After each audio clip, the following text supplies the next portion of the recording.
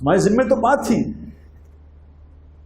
پھر میں نے کہا اچھا چلو تمہیں ایک بات بتاتا ہوں کہ تم نے وہ زندگی اپنے نبی کی زندگی سیکھی ہے کہ نبی نے کیا بتایا کہ گھر میں کس طرح آنا ہے؟ کون سی چیز ہے جس سے تمہیں گھر میں سکون ملے گا؟ جی نہیں. تو میں کہا بتاؤ پھر کس کا قصور ہے؟ جو اپنے گھر میں داخل ہونے سے پہلے بسم اللہ الرحمن الرحیم نہیں پڑھے گا اس کے گھر میں لڑائی ہوگی، یاد رکھنا. جو بسم اللہ پڑھے بغیر گھر میں جائے گا اس گھر میں لڑائی ہوگی ضرور.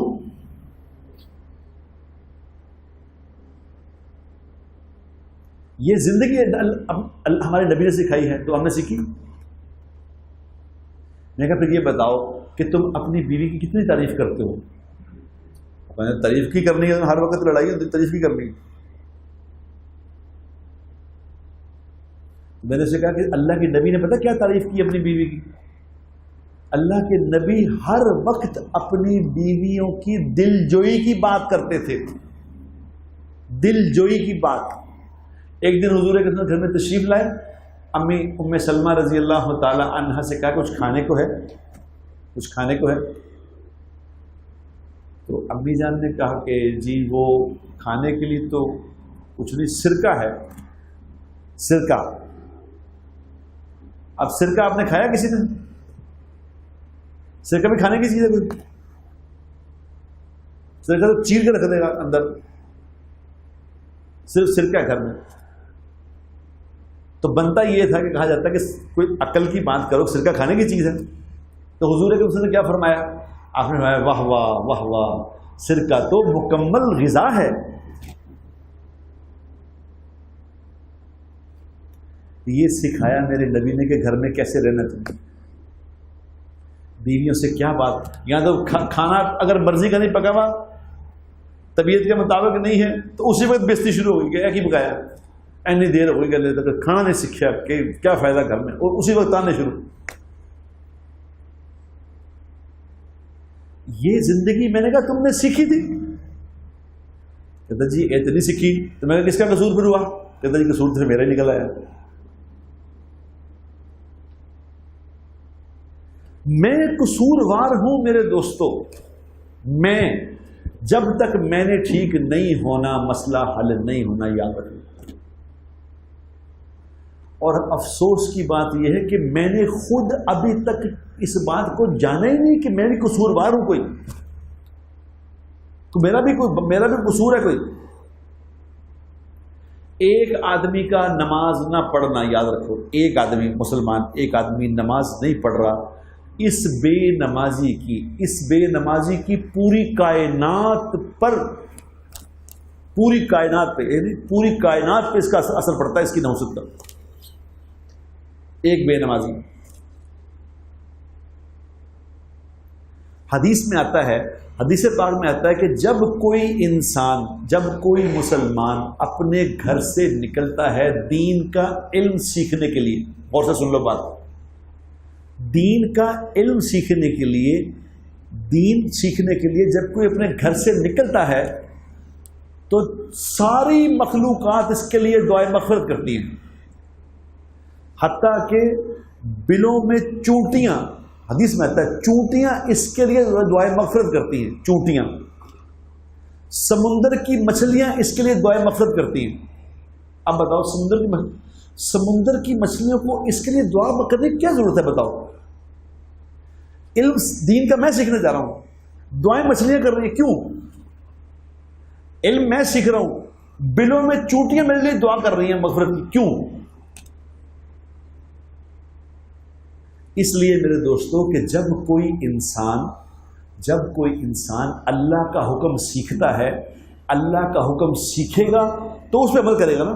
جب کوئی انسان اللہ کا حکم سیکھ کے اس پہ عمل کرے گا تو اس کے اس عمل کرنے سے ساری کائنات میں خیریں پھیلیں گی، اللہ کی رحمتیں نازل ہوں گی.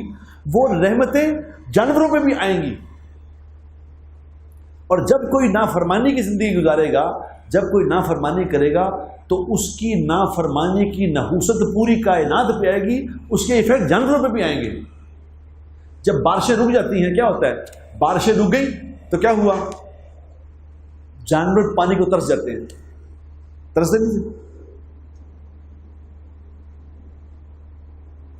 اب وہ جب ترستے ہیں تو بد دعائیں کرتے ہیں کہ ان کی وجہ ہم ہیں، کیونکہ دنیا میں جو حالات بنتے اور بگڑتے ہیں وہ ہمارے اعمال سے بنتے بگڑتے ہیں. میں جو عمل کرتا ہوں اس سے حالات بنتے ہیں یا بگڑتے ہیں. میرے اچھے عمل سے حالات بنیں گے، برے سے بگڑیں گے. اللہ کی ناراضیاں دنیا میں نازل ہوں گی تو اس کا ایفیکٹ جانوروں پہ بھی ہوگا. تو میرے بھائیوں، میرے دوستوں، ہم کم از کم خود تو نیت کریں کہ میں نے ٹھیک ہونا ہے، کسی طرح میں ٹھیک ہو جاؤں. میں ہوں سارے بگاڑ کی جڑ، میں ہوں قصوروار. اگر میں قصوروار اپنے کو سمجھوں گا تو پھر میں اللہ سے کہوں گا یا اللہ مجھے معاف کر دو. جب دیکھو معافی تو وہ مانگے گا جب اپنے باپ کو قصوروار سمجھے گا. میں قصوروار سمجھتا نہیں، معافی کس بات کی مانگوں؟ کوئی سمجھتا میں نے اسے زیادتی کیا تو کہتا ہے مجھے معاف کر دیں. کوئی کہتا میں نے زیادتی کی کیا ہے، میں معافی کس بات کی مانگوں؟ ہمیں تو اپنا قصور نہیں پتا میرا قصور کیا ہے. میں دنیا میں غلط یقین سے زندگی گزار رہا ہوں. اللہ پاک کی ذات عالی کے علاوہ ہر کسی سے امیدیں لگا رہا ہوں کہ یہ میرے حالات بنا دے گا، یہ حالات بنا دے گا، وہ حالات بنا دے گا. یہ تھوڑا چھوٹا بڑا ظلم ہے. عیسیٰ علیہ السلام یہ فرماتے تھے، عیسیٰ علیہ السلام یہ فرماتے تھے کہ اگر یہ غلط یقین کا ایک بول مثال کے طور پر کہ عیسیٰ علیہ السلام اللہ کا بیٹا ہے، یہ ایک غلط بول اگر سمندروں میں ڈال دیا جائے تو سارے سمندروں میں آگ لگ جائے. اتنا بڑا یہ بول ہے اللہ کے غیر کا بول. ہمیں پتہ نہیں اس بات کا.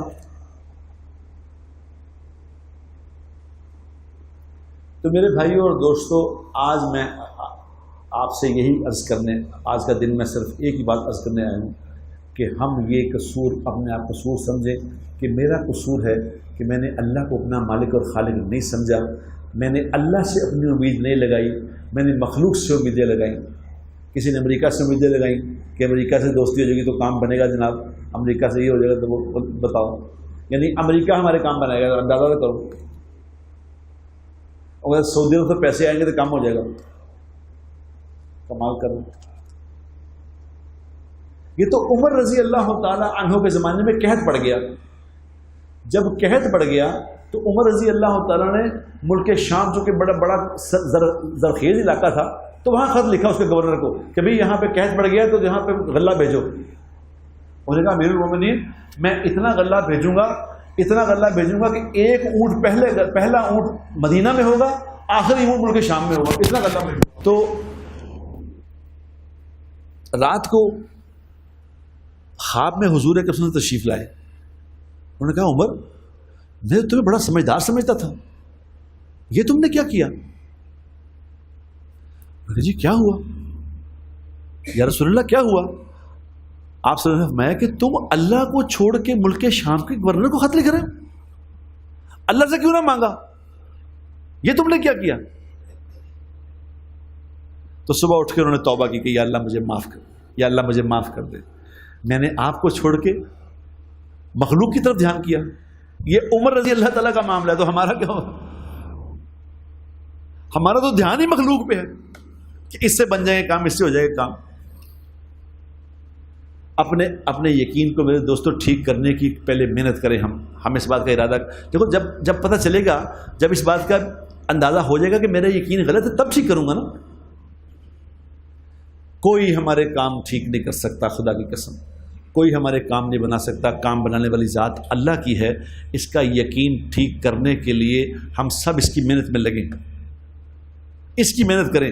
اگر یقین ٹھیک ہو گیا، اگر ہمارا اللہ پہ یقین ہو گیا جس طرح صحابہ کا ہوا تھا، صحابہ کا جب یقین ٹھیک ہو گیا تھا تو اللہ تبارک و تعالیٰ نے ساری دنیا کا مال لا کے ان کے قدموں میں ڈھیر کر دیا. اگر ہمارا یقین ٹھیک ہو گیا تو اللہ تبارک و تعالیٰ ہمیں حاکم بھی ایسے عطا فرمائے گا جو ہمارے بڑوں کی عزت کریں، جو ہمارے چھوٹوں پہ رحم کریں. اللہ تبارک و تعالیٰ ہمارا ملک ایسا بنا دے گا، اللہ تبارک و تعالیٰ ہمارے نظام ایسا چلائے گا کہ ہم سے خیریں پھیلیں گی دنیا میں، ہم سے پوری دنیا میں خیریں پھیلیں گی اگر ہمارا یقین ٹھیک ہو گیا. اور ہمارے اعمال ٹھیک ہو گئے، اس سے ہمارے کام بنے گے۔ میرے دوستو، آج کا یہ چھوٹا سا میرا جو یہ ہے بات ہے، اس میں میری آپ سے اور اپنے آپ سے بھی یہ گزارش ہے کہ ہم سب اپنے یقین پہ محنت کریں۔ اللہ پاک جو ہم نے اللہ کے غیروں سے امیدیں لگائی ہوئی ہیں، اللہ اس پہ ہمیں معافی عطا فرما دے، اللہ ہمیں معاف کر دے، اور اپنی ذات عالی سے ہونے کا یقین ہمیں نصیب فرمائے۔ کرتے ہیں نہیں اس بات کی؟ وآخر دعوانا عن الحمد